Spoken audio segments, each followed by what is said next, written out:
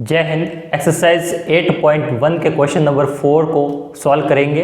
Question number 4 में लिखा हुआ है given 15 cot a equal to 8 then find sine a and sec a। यहाँ पर आपको गिवन है कि 15 cot a इक्वल टू 8, तो आपको फाइंड करना है साइन a और सेक a की वैल्यू को। बहुत ही आसान तरीके से इस क्वेश्चन को सॉल्व करेंगे।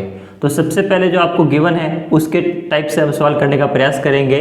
तो यहाँ पर लिखा हुआ है 15 cot a इक्वल टू 8, तो इसको हम लिख सकते हैं cot a equal to 8/15। I hope यहाँ तक बात आपको समझ में आ चुकी होगी। अब हम एक राइट एंगल ट्राइंगल बनाएंगे और वहाँ से हम वैल्यू को फाइंड करने का प्रयास करेंगे। तो सबसे पहले हम यहाँ पर एक राइट एंगल ट्राइंगल का फॉर्मेशन करते हैं, जहाँ पर इसको हम ए नाम देते हैं, वो कि 90 डिग्री का है। ये हो जाएगा हमारे पास बी और ये हो जाएगा हमारे पास सी। यहाँ पर हमारे पास कॉट ए है, इसलिए हमने ए को 90 डिग्री नाम दे देंगे, जिससे हमारे पास में क्या होगा, हमें पता है कि पंडित बद्री प्रसाद हर बोले। इस वाले तरीके का यूज करके हम कॉट की वैल्यू को फाइंड कर सकते हैं। Sign theta, cos theta, tan theta और कॉट थीटा।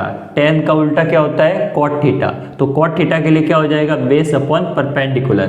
तो यहाँ पर हो जाएगा बेस अपॉन परपेंडिकुलर। अगर इन दोनों को कंपेयर किया जाए तो इस ट्राइंगल में हमारे पास बेस कितना आ रहा है, 8 आ रहा है। तो बेस की वैल्यू हमारे पास कितनी हो जाएगी, 8। इसका कंपेयर किया जाए तो परपेंडिकुलर हमारे पास में कितना आ रहा है, 15 आ रहा है। तो यहाँ पर हो जाएगा 15।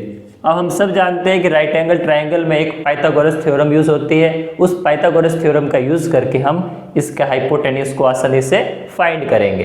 तो अब यहाँ पर हम लगाएंगे एक पाइथागोरस थ्योरम। तो यहाँ पर हम यूज करेंगे पाइथागोरस थ्योरम। पाइथागोरस थ्योरम हमें पता है hypotenuse square is equal to perpendicular square plus base square. Hypotenuse हमारे पास में कितना है, BC।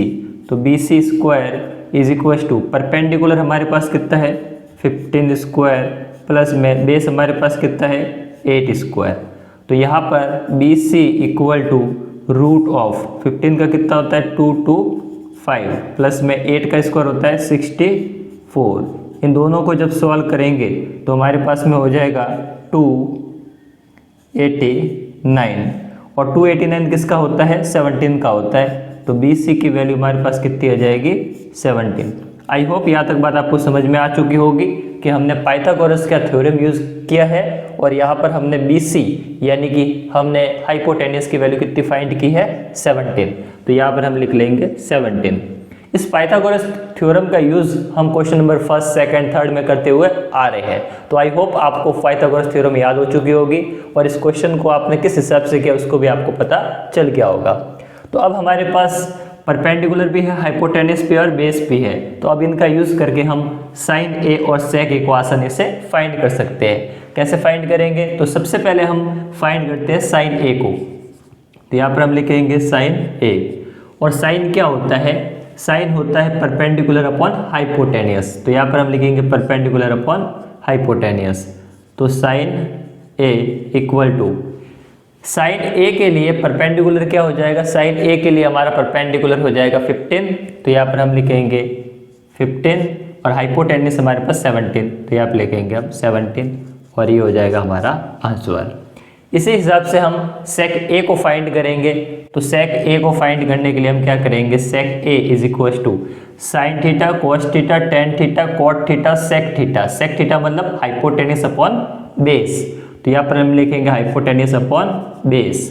तो यहाँ पर हो जाएगा सेक A is equal to hypotenuse हमारे पास कितना है, 17। तो यहाँ पर हम लिखेंगे 17 अपॉन में बेस हमारे पास कितना है, 8। तो यहाँ पर हम लिखेंगे 8। तो ये हमारे पास हो जाएगा आंसर।